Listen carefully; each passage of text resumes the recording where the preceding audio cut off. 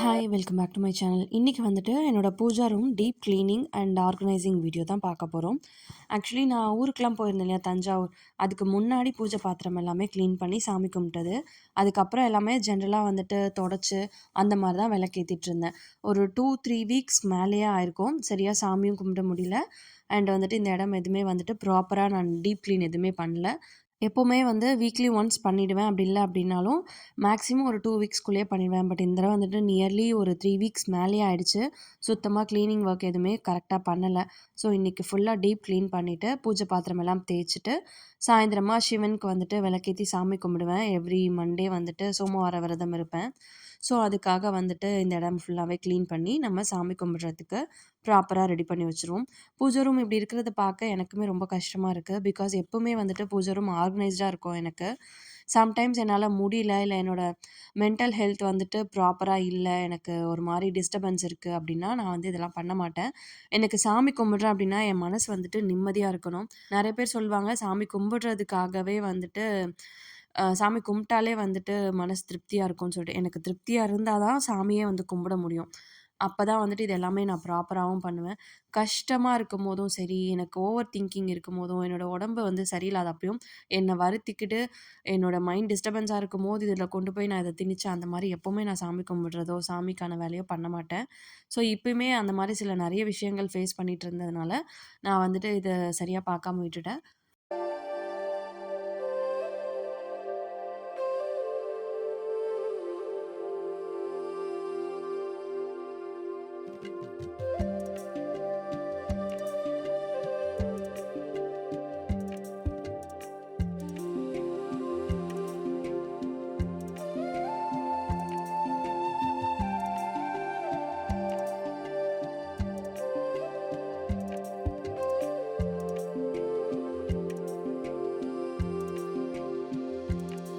நான் இப்படிதான் எனக்கு வந்துட்டு மனசு நிம்மதியா இருக்கணும். அப்பதான் என்னால சாமி கும்பிட முடியும். சில பேர் சொல்லுவாங்க, பயம் அதிகமா இருக்கவங்க நெறைய சாமி கும்பிடுவாங்க. அப்படிலாம் கிடையவே கிடையாது. என்ன பொறுத்தவரைக்கும் என் மனசு எப்போ நிம்மதியாவும், அமைதியாவும், சந்தோஷமாவும் இருக்கோ, அப்பதான் என்னால சாமிய நிம்மதியா கும்பிட முடியும். இப்ப அவ்வளோதான். மேல ஃபுல்லாவே தண்ணி வச்சு, துணி வச்சு நல்லா தொடச்சு எடுத்துட்டேன். அந்த 2 சிலை மட்டும் வந்துட்டு ரேண்டமா தான் வாஷ் பண்ணுவேன். ஸோ, அவங்க எல்லாரையுமே தொடச்சு வச்சுட்டு, கீழ் ஷெல்ஃப்மே ஃபுல்லா ப்ராப்பரா கிளீன் பண்ணி, அந்த இடத்துலயுமே வந்துட்டு என்னால முடிஞ்ச அளவுக்கு ஆர்கனைஸ் பண்ணிட்டேன். அங்க அவ்வளோதான் என்னால செட் பண்ண முடிஞ்சது. ஒரு பெரிய பாக்ஸ்ல பூஜைக்கு தேவையான எல்லா பொருளும் வச்சிருக்கேன். அண்ட் ஃப்ரீக்வென்ட்டா எடுக்கக்கூடியது எல்லாமே அந்த ப்ளூ கலர் பாஸ்கெட்ல வச்சு வச்சிருக்கேன். இப்போ பூஜை பாத்திரம் எல்லாமே வந்து தேய்ச்சிடலாம். அதுக்கு முன்னாடி தேய்ச்ச பாத்திரம்லாம் இருந்தது. அது எல்லாமே எடுத்து நான் அடுக்கி வைக்கணும்.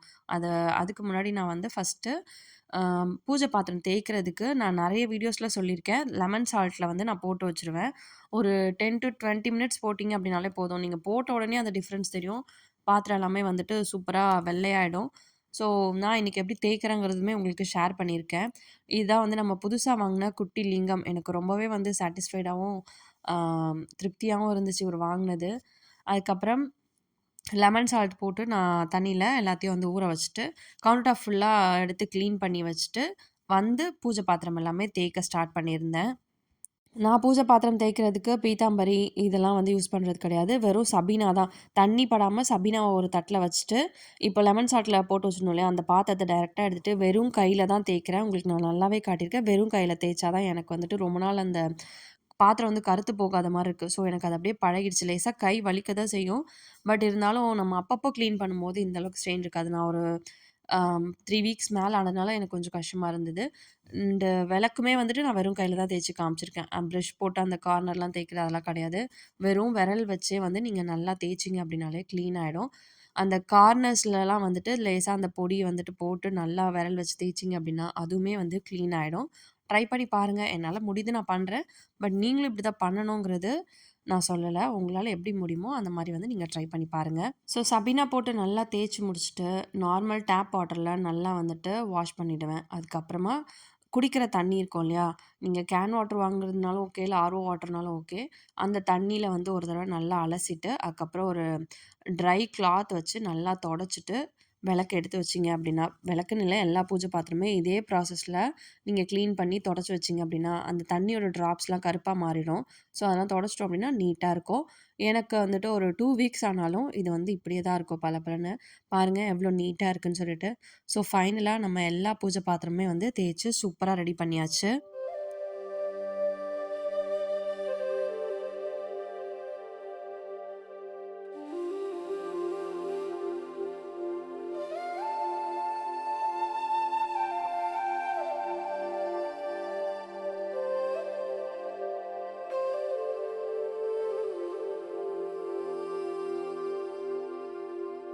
ஸோ, இப்போ நம்ம வந்து அத அப்படியே பூஜை ரூமுக்கு ட்ரான்ஸ்ஃபர் பண்ணி வச்சுட்டு, வீடு பெருக்கல இன்னும். வீடு பெருக்குற வேலைய வந்து கம்ப்ளீட் பண்ணிட்டு, அதுக்கப்புறமா பூஜை பாத்திரம் எல்லாமே வந்து பொட்டு வச்சுட்டு, சாமி கும்பிடுறதுக்கு எல்லாமே ரெடி பண்ணலாம்.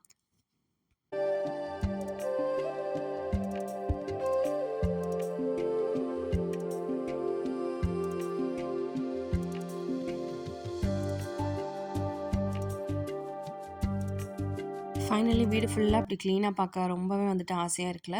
எல்லா நேரமும் இது இப்படியே இருக்குமான்னு கேட்டா கண்டிப்பா கிடையாது. But most of the time எங்க வீடு இப்படிதான் ரொம்பவே வந்துட்டு கிளீன் அண்ட் டைடியா இருக்கும். ஸோ, இப்ப நம்ம வந்துட்டு பூஜை பாத்திரம் எல்லாமே எடுத்து குங்குமஞ்சள் வச்சு ரெடி பண்ணிட போறோம்.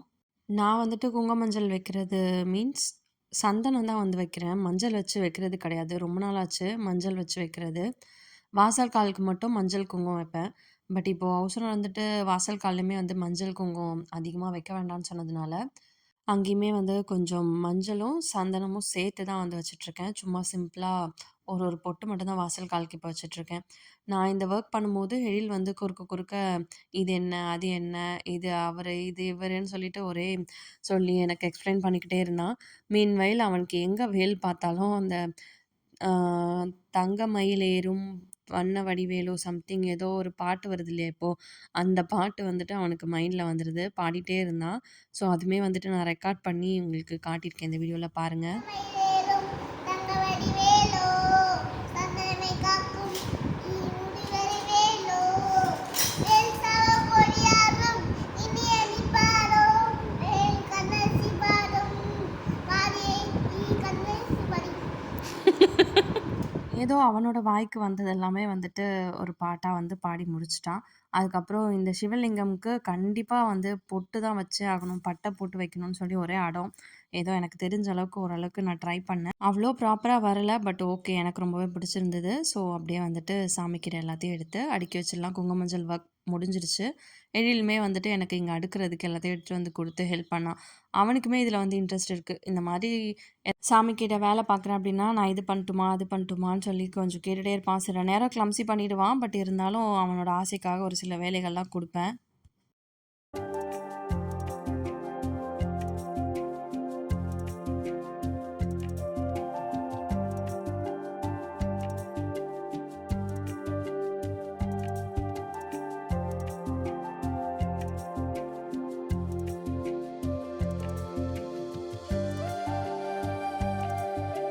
ஃபுல்லாவே அரேஞ்ச் பண்ணி முடிச்சுட்டேன். இதுக்கப்புறம் சாமிக்கு வந்து பூ போட்டுட்டு விளக்கேத்துறது தான் வேல.